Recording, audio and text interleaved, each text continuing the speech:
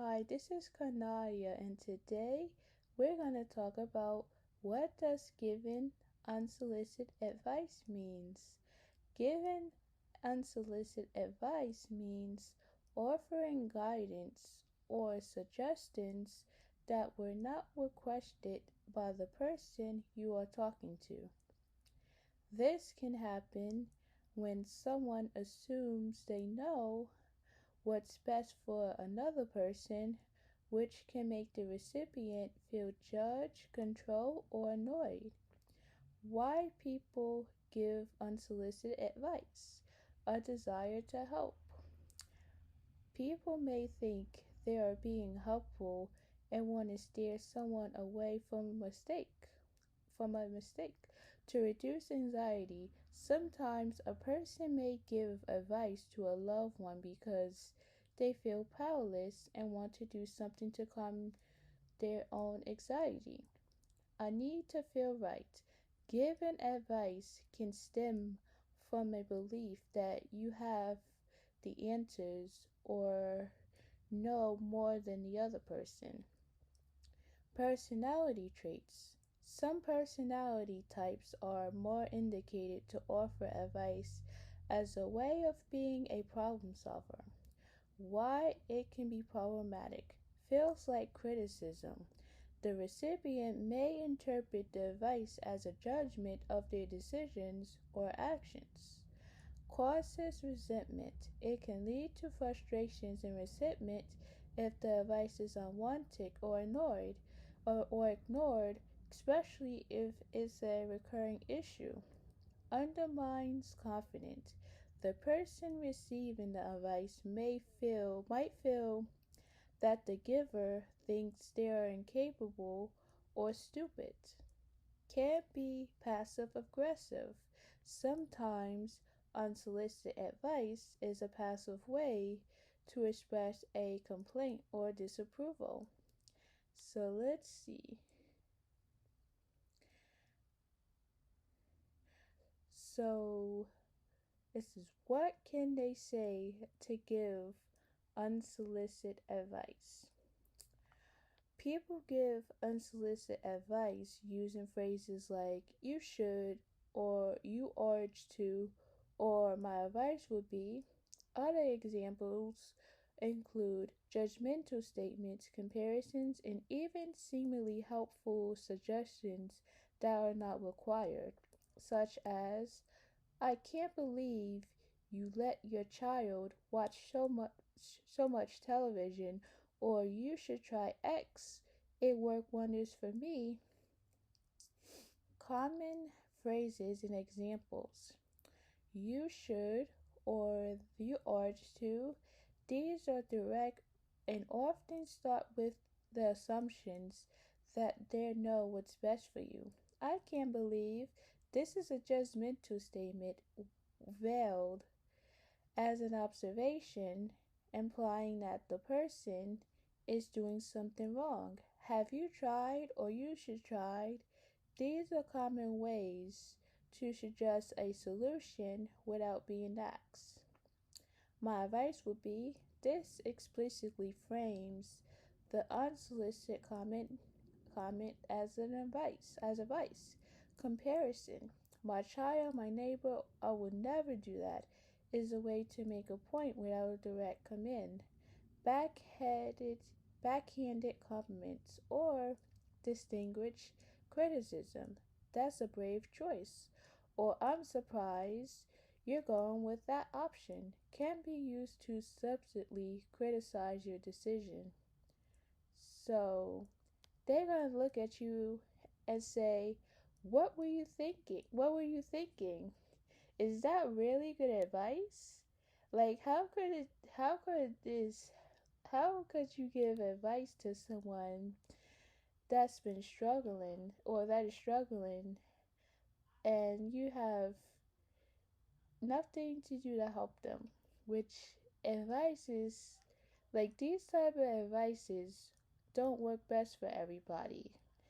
And clearly in their heads, they don't have nothing going on, so they giving these type of advices to try and make them feel better when they already feel worse than what they're already feeling. So, how to handle unsolicited advice? Politely decline. You could say, I'll give that some thought, or I appreciate your concern, but I can handle it.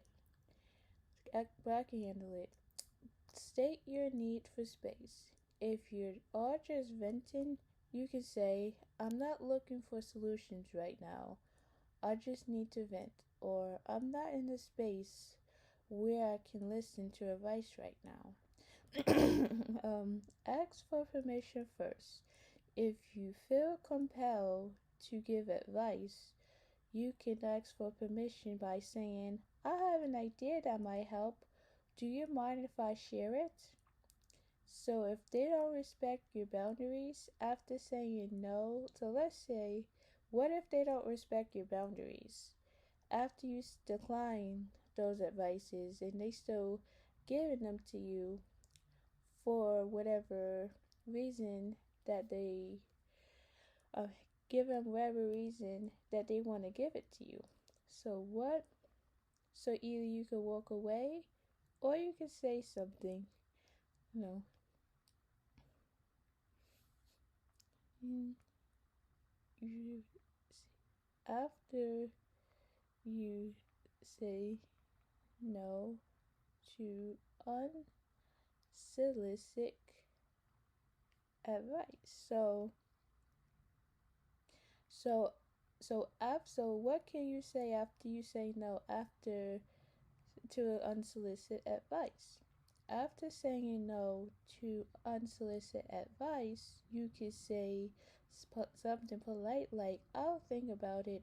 I'm not looking for advice right now, or I appreciate your input, but I have a plan.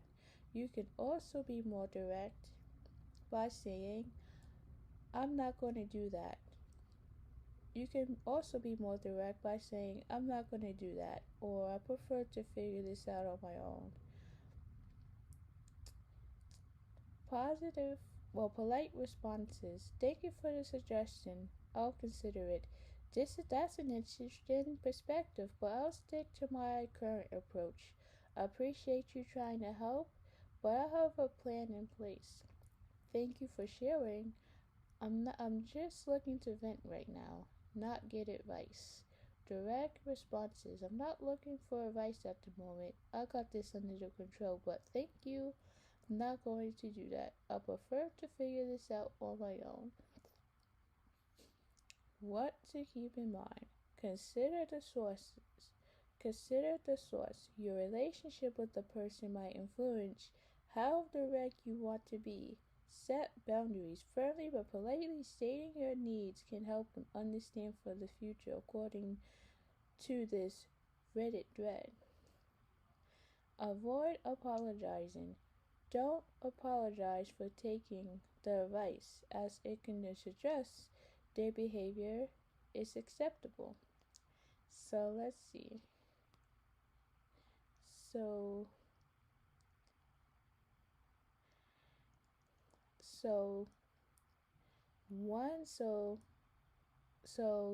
to note to everyone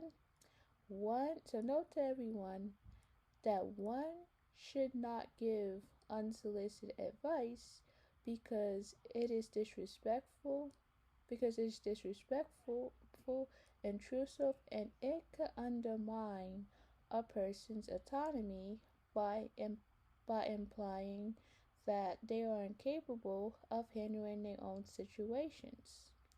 Instead of being helpful, unwanted advice often comes across as criticism or judgment, can be a form of control, and may even stem from the advisor's discomfort rather than a genuine desire to help. It is more effective to listen, offer support, and wait to be asked for guidance. Why unsolicited advice is problematic, disrespectful, and patronizing. So let's see. let's see what this is.